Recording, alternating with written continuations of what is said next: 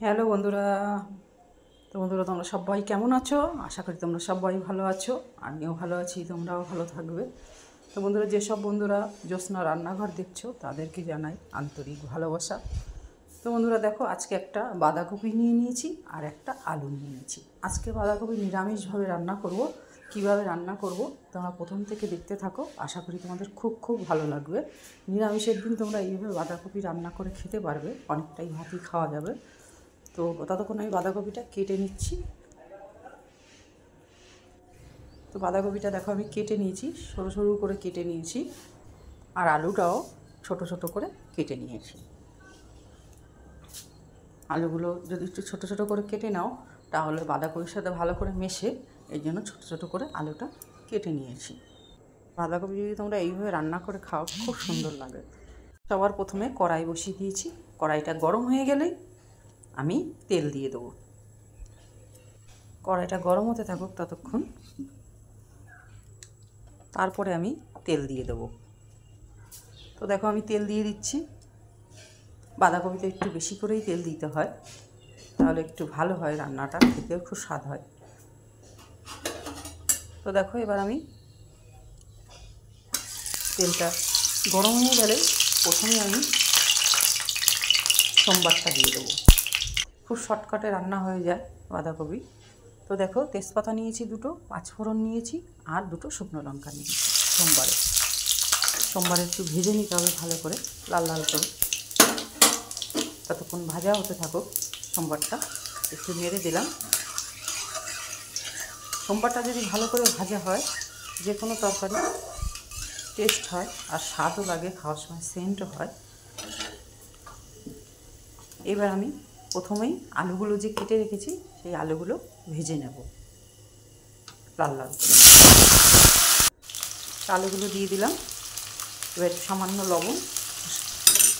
এবার আমি নেড়ে নেব, নেড়ে একটু লাল লাল করে ভেজে নিতে হবে।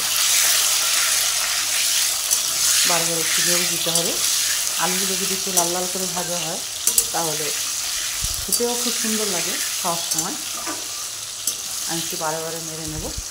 এবার একটু সামান্য হলুদ দেব। হলুদ দিয়ে আলুগুলো ভেজে নেব। বারে একটু নেড়ে দিতে হবে। তো বন্ধুরা, এইভাবে যদি তোমরা বাঁধাকপি রান্না করে খাও আশা করি তোমাদের খুব খুব ভালো লাগবে। প্রথম থেকে রেসিপিটা দেখো লাস্ট সব, আশা করি তোমাদের খুবই ভালো লাগবে। তো দেখো অনেকটাই লাল লাল হয়ে গেছে, আর একটু নেড়ে নেব। বারে একটু নেড়ে দিতে হবে। বাঁধাকপি তো অনেকভাবে খেয়েছো, নিরামিষভাবে এইভাবে খেয়ে দেখো। এবার আমি দেখো লাল লাল করে ভাজা হয়ে গেছে।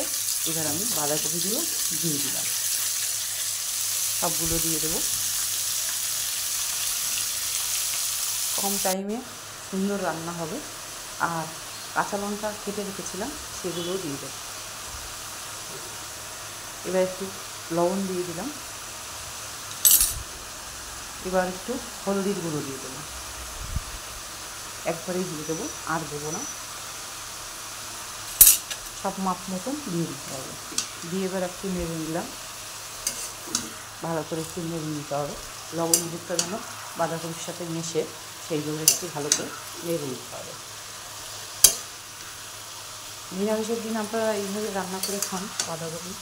আশা করি আপনারা একবার খেলে বারবারই খাবেন, আর খেতেও খুব সুন্দর লাগে। আমি ভালো করে নেড়ে নিচ্ছি, নেড়ে এবার একটু থালা দিয়ে ঢেকে দিচ্ছি। 2-3 মিনিট পরে আবার ঢাকনিটা আমি খুলে নেব।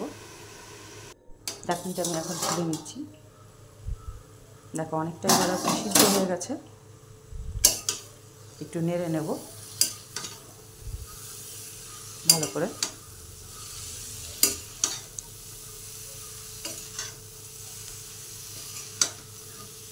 কড়াইতে যেন না লাগে এর জন্য বারবার একটু নেড়ে দিতে হবে।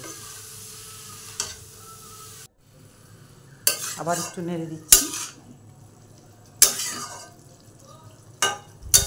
নাড়ার পরে এবার একটু সামান্য কাশ্মীরি লঙ্কার গুঁড়ো দিয়ে দিলাম কালারে।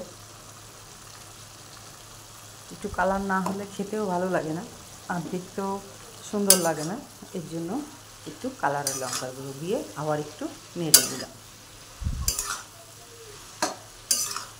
ভালো করে একটু নেড়ে নিতে হবে।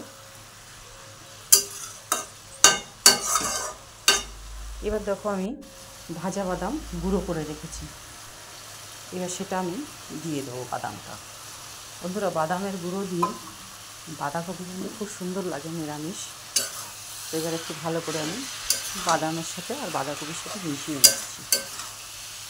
ভালো করে একটু নেড়ে নিতে হবে। বাঁধাকপি কিন্তু অনেকটাই সিদ্ধ হয়ে গেছে,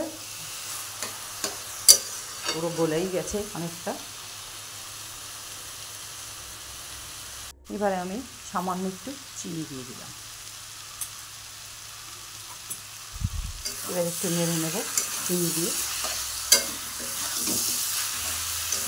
চিনিটা একটু দিলে স্বাদ হয় ভালো খেতে, সেই জন্য আমি একটু চিনি দিয়ে দিলাম।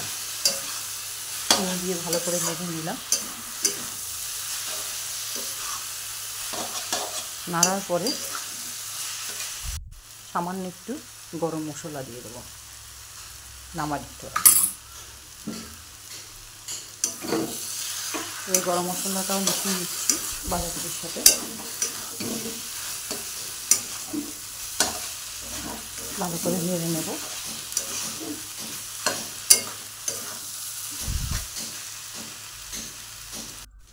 এবার দেখো বাঁধাকপিটা পুরোই মিশে গেছে, আর বেশিক্ষণ রাখবো না। কিন্তু বন্ধুরা, অনেক কম টাইমে কিন্তু বাঁধাকপিটা হয়ে গেল। আর দেখো আলুগুলো কিন্তু আস্তে আস্তেই রয়েছে, আলু কিন্তু একটাও গলেনি। আর বাঁধাকপিটা দেখো কত সুন্দর মিশে গেছে। খুব কিন্তু শর্ট টাইমে রান্নাটা হয়ে গেল। এই দেখো, এবার আমি নামিয়ে নেব।